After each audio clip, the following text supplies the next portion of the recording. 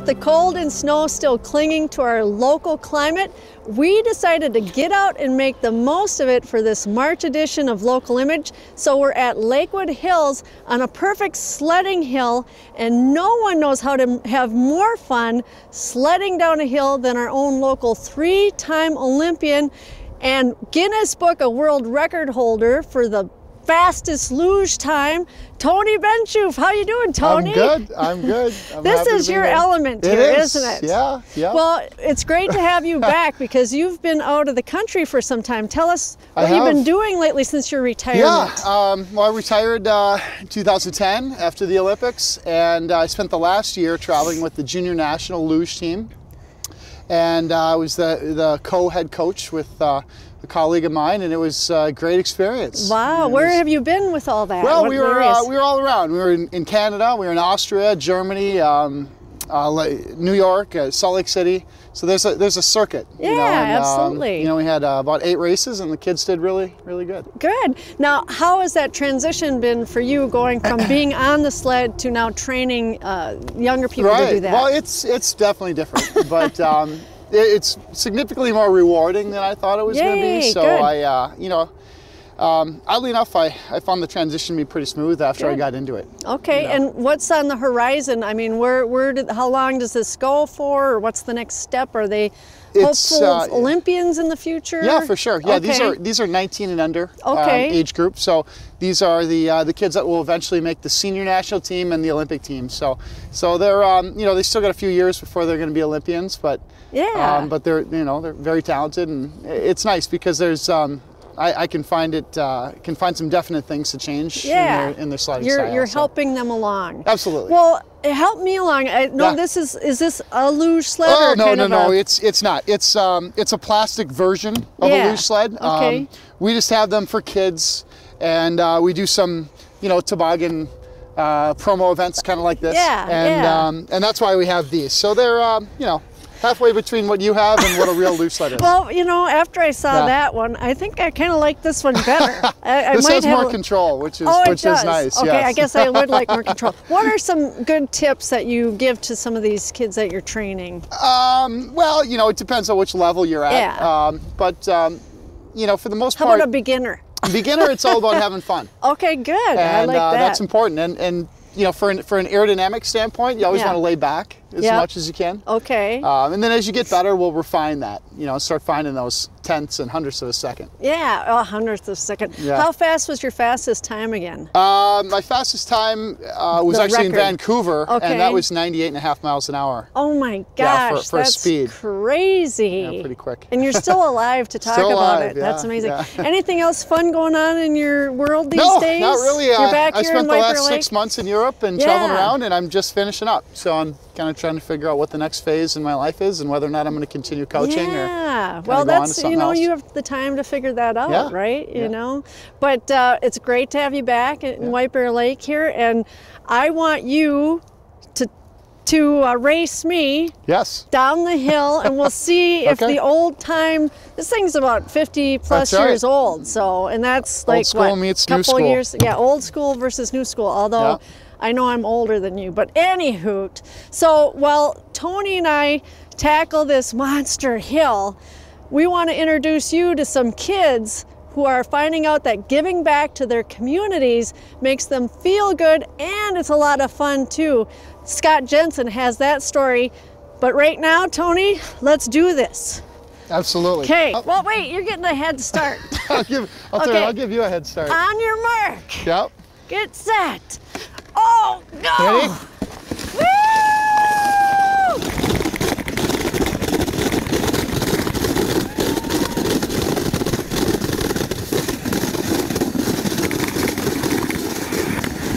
Oh, I think the steering wasn't as good on this one.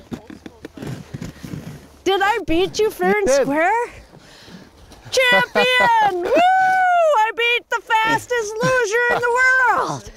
All right, Tony, good to see you. Yeah, that's fun. What I'd probably do to make it less purpley is maybe try to add some more of that pink just directly in there. Okay. Like that. Looks like you're incorporating that pink back in there. Mm-hmm. And sometimes it might help to just kind of let it be, let it dry a little, and then move on to another heart. You know, the good thing is things are drying rather fast today. I don't know why, but you had a question?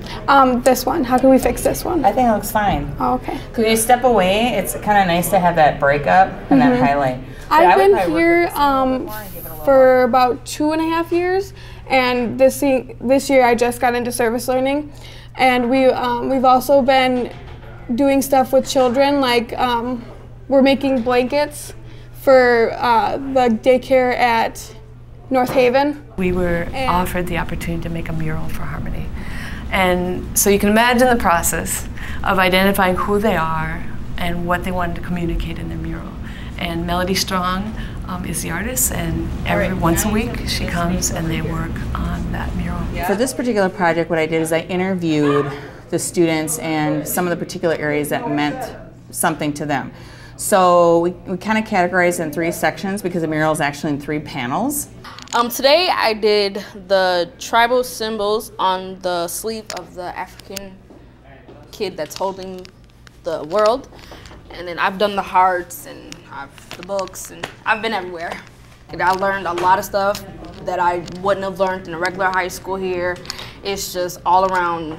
Harmony AOC is not what everybody cracks it up to be. I've heard so many kids, oh, Harmony AOC kids do this, or we do that, or just being at AOC is a bad place to be. And just being here, you have a closer relationship with your teachers, and just, you know everybody in the school, you have to, it's not that big. And it's just the family atmosphere that we have is just great. Everything from small class sizes to alternative courses to daycare. So there are things that make it work here. And it's not about them not being enough.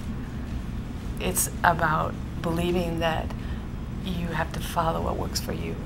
Coming to this school and being able to be open with everything because people accept me here instead of at a regular high school, it has helped me grow with friends and with my education. I just want people to know that we're not bad kids. We still like, you know, helping our community and stuff. It's just we learn differently. Like, I learn kinetically. I have to do it hands-on and like be shown how to do it, and then that way I understand and I can do it myself.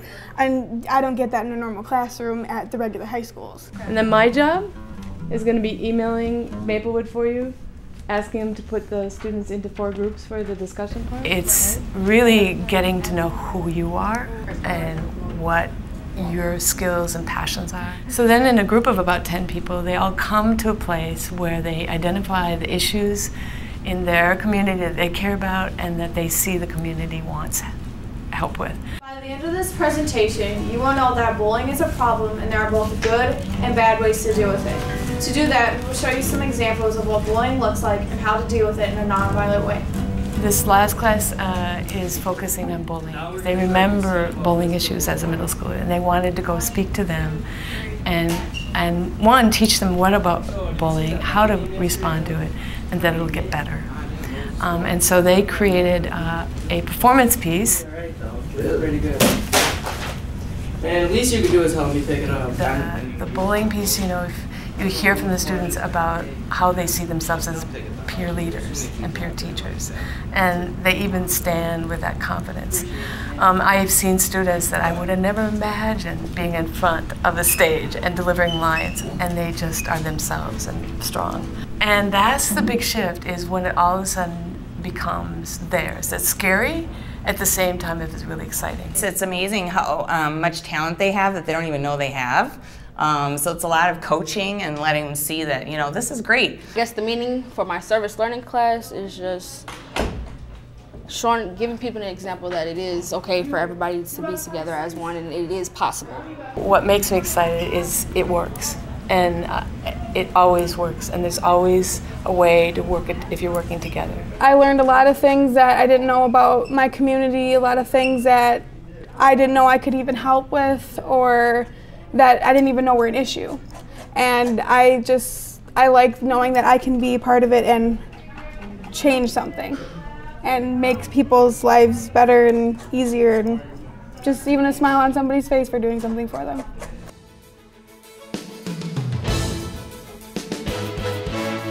This old toboggan brings back many great memories from the past, and so too does our guest in this next Local Image interview.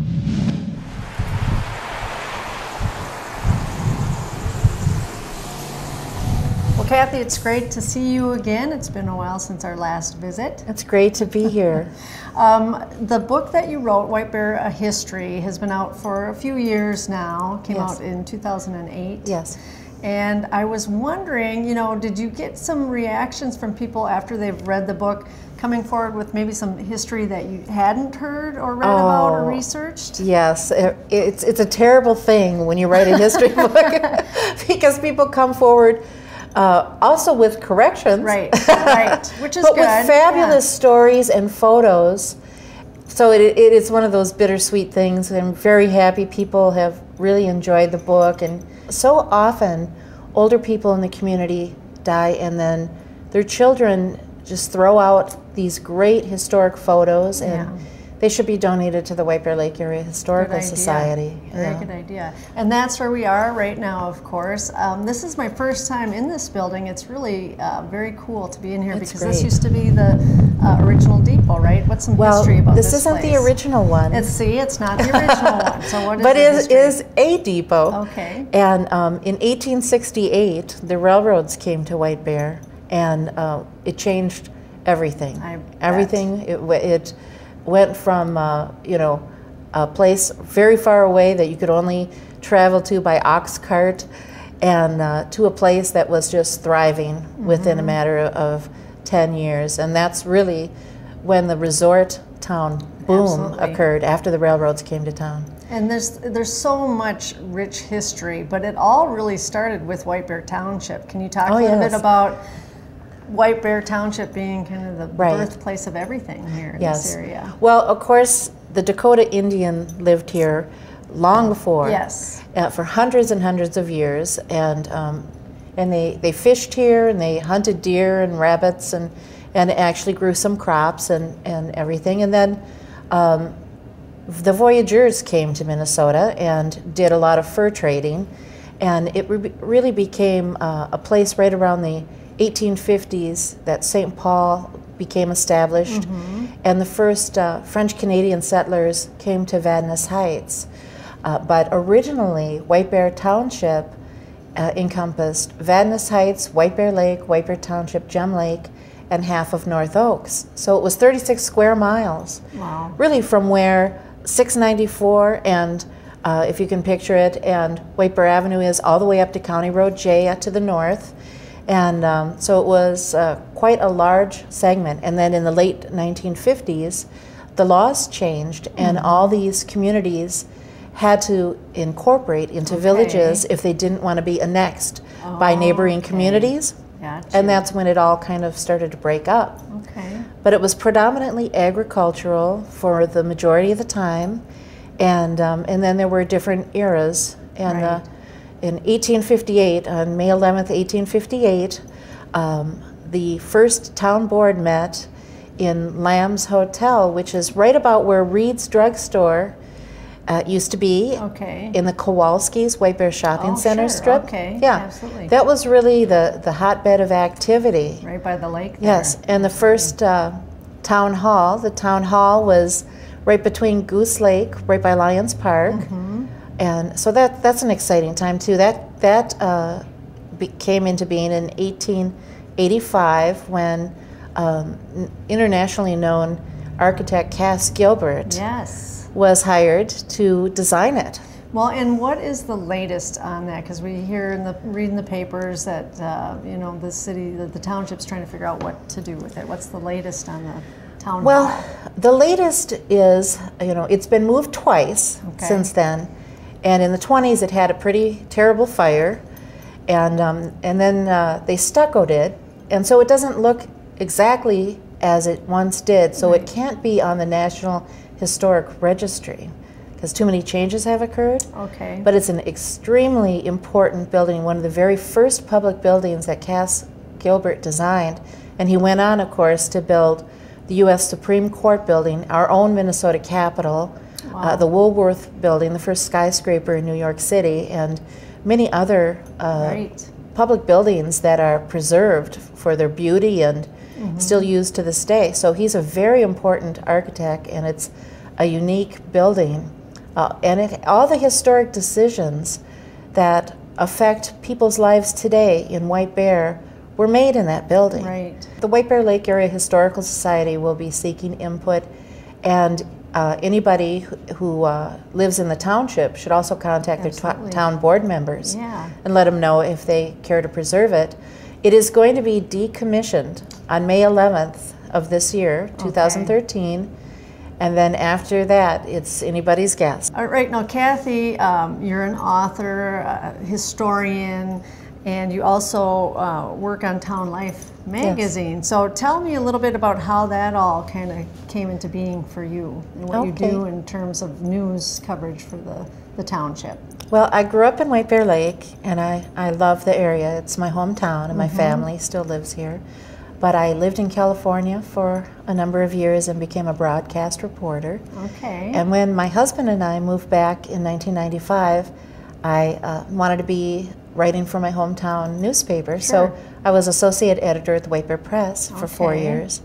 And then in 1999, I decided to create a magazine that was a color glossy coffee table magazine that covered the best aspects of living in White Bear. So Town Life came into being 14 years ago, and it's been going strong ever since, small but mighty. What is it that you're looking forward to working on in the future? Anything up your sleeve? Well, this week I'm finishing the spring issue. That's always important, get that done. And I'm very excited about this issue because it's one of the most beautiful issues I've ever put together, and full of really interesting articles. There are a couple of historic pieces as well. Great. One is going to be about 3 generals who lived on Lake Avenue over the years, and I think that's unique to the community. Absolutely. And that's a story that's never been told before. And then I'm going to also write kind of an update article on the town hall and rally the troops to save the town hall. But it's got some beautiful gardening pieces, and they're beautiful gardens. I don't know if you know this, but Celine at Key's Restaurant? Yes, I do know her. Yes. She's got beautiful gardens, so she's my featured artist. Oh, perfect. And we'll look forward to more great works coming from you, Kathy, in the time ahead. So very good. Keep on writing. Last month, the second annual Knockout Boxing event took place at the Vadnais Heights Commons, and it was a 1-2 punch that aimed to benefit the local food shelf while also knocking out heart fatalities.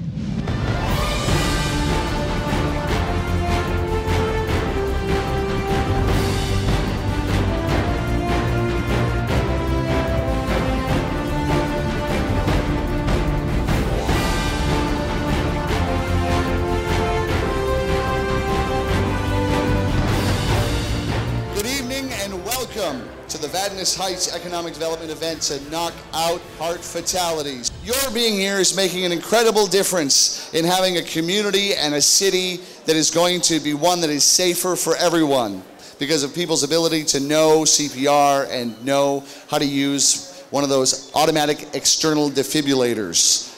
How's everybody doing tonight? Let's give a quick round of applause for the fighters.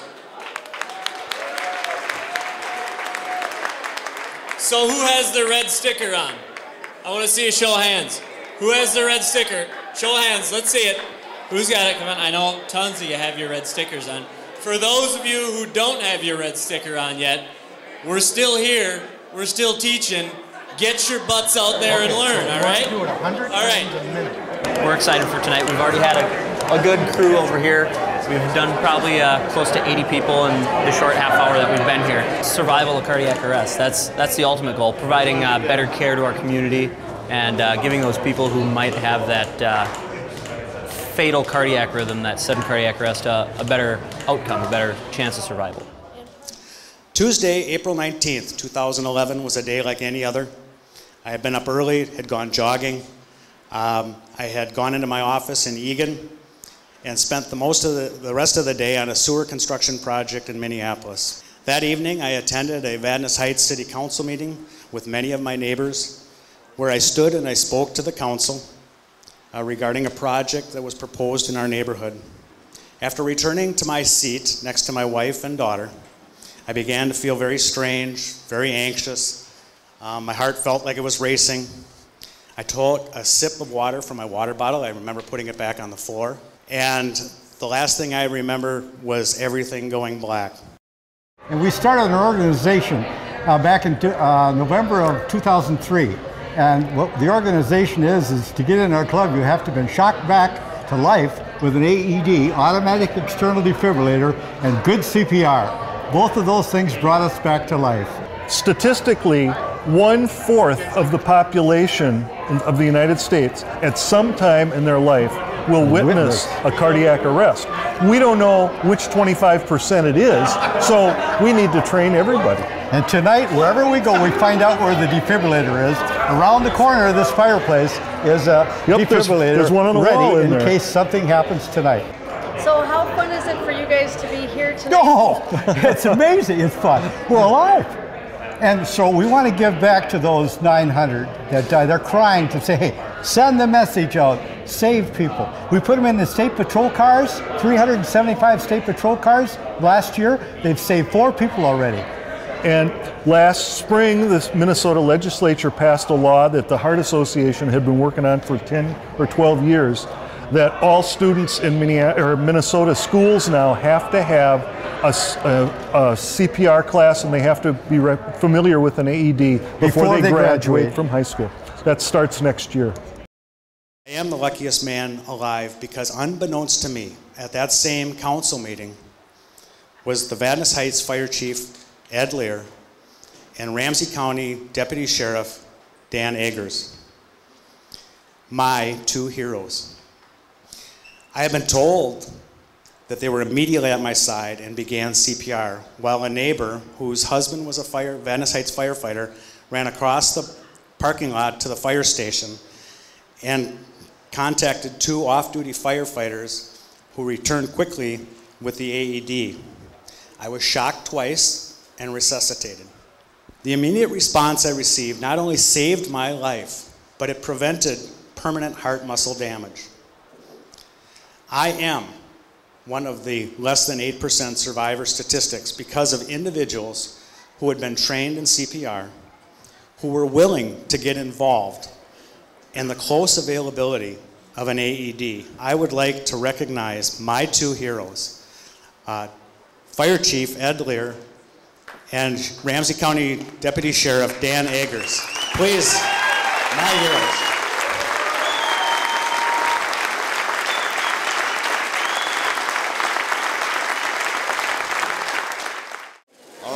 So tonight, we have very special and very important kids that are going to be bringing our ring numbers around the ring to announce each round. And the first ring kid that we have tonight is going to be Emma Rose Comstock.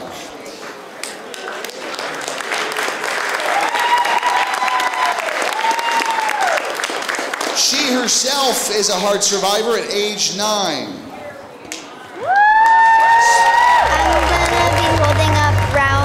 Round 1 and 2 and 3 signs. I'm going to be walking around the ring. Well, I had heart surgery and I wanted to be a ring person so people will notice. I think it's very exciting just to bring more awareness and the cause for the defibrillators, for the Vadnais Heights Business Association. That's all just wonderful, and hopefully we can raise enough money tonight that every business in the Vadnais here will be able to be allowed to have one, and that way Vadnais is a real strong city with the heart community.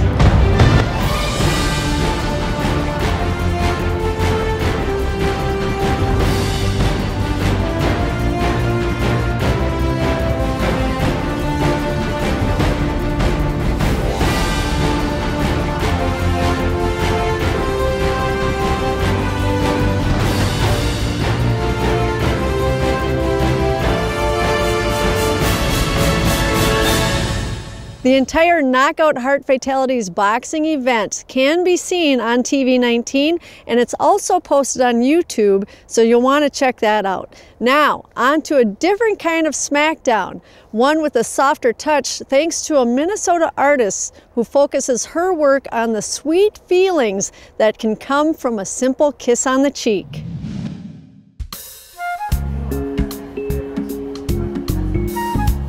The Smooch Project began completely by accident.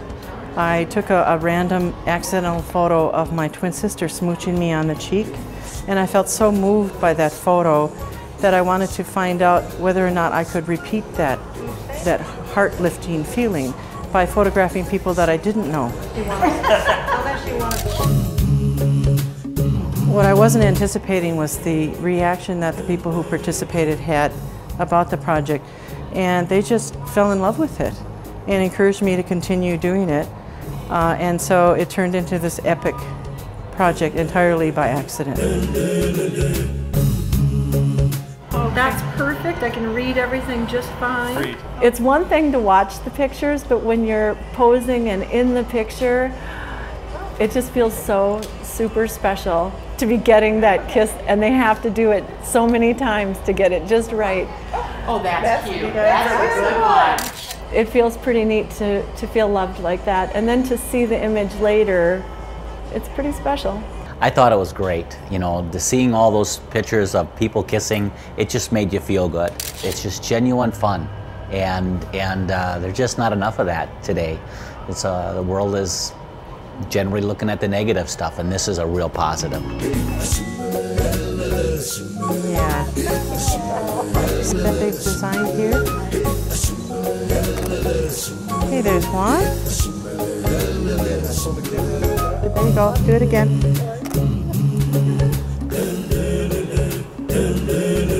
There you go. Perfect. You know, you and I have often taken really beautiful shots by accident. You know, like a sunrise or a flower or something. And the reason that it turns out is because that's beauty arising in front of you. And that's what this is.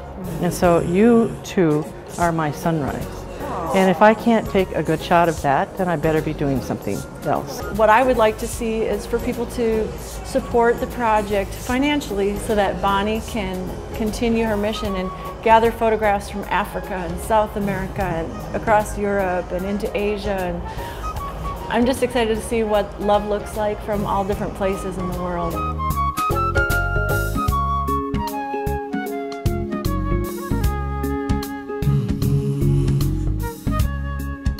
For more information on the Smooch Project, visit thesmoochproject.com.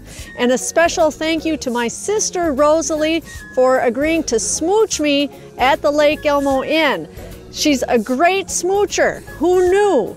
And who knows what's going to happen on April 25th. Be sure and write that date on your calendar. It will tell you what it is next month on Local Image. Until then, I'm Judy Skeie-Voss. Thanks, spring! And as always, I do thank you for watching Local Image. Here we go!